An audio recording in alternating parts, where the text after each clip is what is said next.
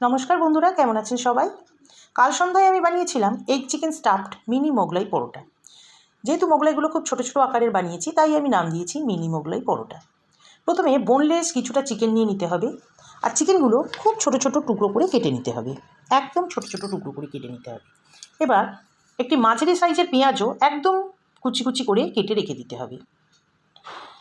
তারপরে একটি পাত্রে সর্ষের তেল বেশ গরম করে ওই চিকেন টুকরোগুলো পরিমাণ মতো সামান্য একটু নুন, 1 ছোটো চামচ হলুদ ও অল্প একটু লঙ্কা গুঁড়ো দিয়ে বেশ ভালো করে ভেজে নিতে হবে। চিকেনগুলো খুব ভালো করে ভেজে নিতে হবে, যেন নরম হয়ে যায় বা সেদ্ধ হয়ে যায়। এরপরে আরেকটি পাত্রে 2টি ডিম নিয়ে নিতে হবে এবং সঙ্গে কুচনো পেঁয়াজ ও যে যেরকম ঝাল খান সেই পরিমাণ মতো 1টি বা 2টি কাঁচা লঙ্কা ঝিরিঝিরি করে কেটে নিতে হবে।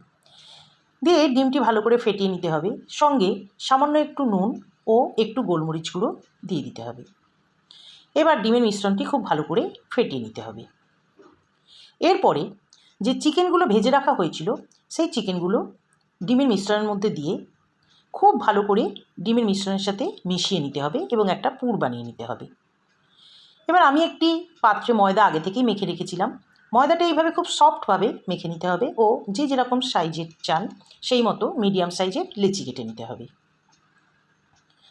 এবারে যে পাত্রে মোগলাইটি ভাজা হবে সেই পাত্রে বেশ অনেকটা সাদা তেল দিয়ে তেলটা গরম করতে দিতে হবে।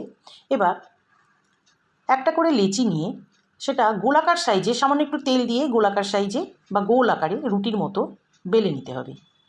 এবার চিকেন ও ডিমের যে পুরটি বানানো হয়েছিল সেটা চামচে করে অল্প অল্প দিয়ে, আমি এখানে 2 চামচ মতো দিয়েছি, 2 বড় চামচ মতো অল্প অল্প পুরটা মাঝখানে দিয়ে চারপাশে এইভাবে ফোল্ড করে দিতে হবে এবং 2টো কোণ ভালো করে আঙুল দিয়ে টিপে দিতে হবে, যাতে ডিমের গোলাটা বেরিয়ে না আসে। এবার গরম সাদা তেলের মধ্যে যে তেলটা গরম করতে দেওয়া হয়েছিল তাতে ভাজতে দিতে হবে। ভাজার সময় গ্যাসের ফ্লেমটা একদম মিডিয়াম রাখতে হবে, নাহলে ময়দার পুরুষটা ওপরে পুড়ে যাবে আর ভেতরে ডিমটা কাঁচা রয়ে যাবে। এবার উল্টে পাল্টে আস্তে আস্তে সব কটা মোগলাই 1 বাই 1 লাল লাল করে ভেজে তুলে নিতে হবে। ব্যাস, হয়ে গেল মিনি মোগলাই রেডি।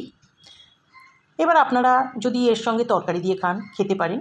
যেহেতু এগ চিকেনে স্টাফ দেওয়া আছে তাই এখানে আলুর বা কোনো সবজির দরকার নেই।